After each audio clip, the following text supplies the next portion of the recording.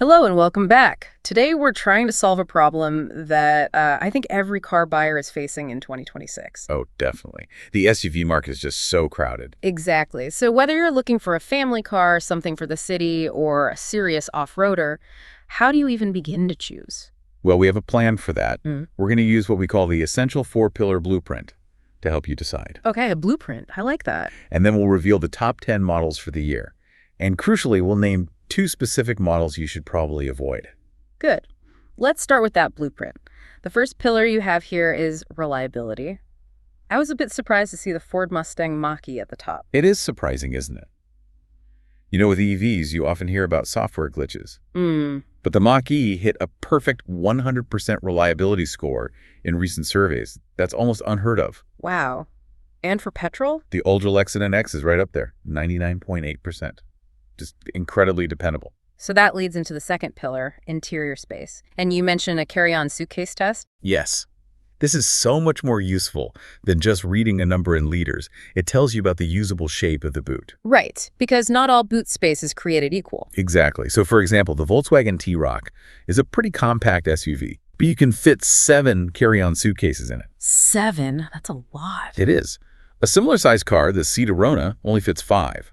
On a family trip, those 2 extra bags make a huge difference. Okay, so that brings us to driving position and lifestyle needs. I think this is where our number one pick, the Kia Sportage, really comes into its own. It absolutely is the most complete SUV out there right now. It just does everything well. What makes it stand out?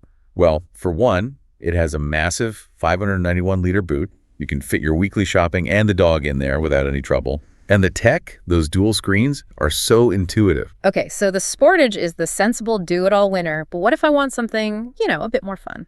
If you look at the Ford Puma, it's nimble, it's great to drive. And it has that clever underfloor storage box, right? With a plug. It's brilliant. If you have muddy boots or wet sports gear, you just throw it in there and you can rinse it out later. That's a great feature. Now, for big families, 7 seats, the Hyundai Santa Fe looks like great value. It really is. The interior feels very upmarket for the price point. It's a fantastic choice. But then you have the luxury option, the BMW X7. Is it really worth all that extra money? It depends on who you're carrying. The big problem with most 7-seaters is that third row. It's always tiny. Always. But in the X7, adults can actually sit back there comfortably. It's even more spacious than a Land Rover Discovery. That's impressive. Okay, let's shift to electric and hybrid. The Genesis GV60 stood out to me. A fantastic electric car. Why is that? The charging speed is the headline. 10 to 80% battery in just 18 minutes. 18 minutes? That's a game changer. It is. Plus, it still has physical buttons inside for key things, which is great for safety. You're not just poking at a screen. What about for company car drivers? It has to be the Mercedes GLC, right? Absolutely. It's a plug-in hybrid with a huge 80-mile electric-only range. 80 miles. So that covers the daily commute for most people then? For most people, yes. Yeah. You barely ever use the petrol engine during the week. And we have to mention the Range Rover Sport. It just seems to be in a league of its own. It is. It perfectly combines true luxury with incredible off-road ability. You can drive through a muddy field and then pull up to a 5-star hotel. Okay, so we've covered the best. Now for the ones to avoid. You flagged the KGM Rexton. Despite having 7 seats and good towing ability, the experience of driving it is just not great. The engine is gruff, the steering is vague, and the ride has been described as Plain awful. plain awful, yeah. Okay. It just shakes you around too much. And the other one to skip is the Jeep Renegade. It's just too expensive for what it offers. The refinement is pretty poor. It feels unsettled on the road.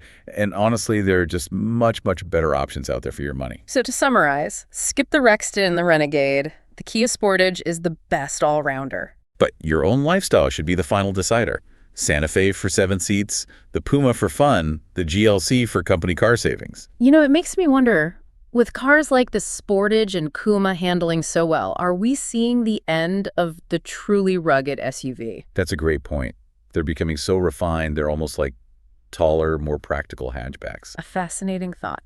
Well, that's all we have time for. A quick reminder to please like this video if you found it helpful. And share with any friends who are looking for a new car. And of course, please subscribe to Car Guide Hub for more updates. Thanks for tuning in, and safe driving.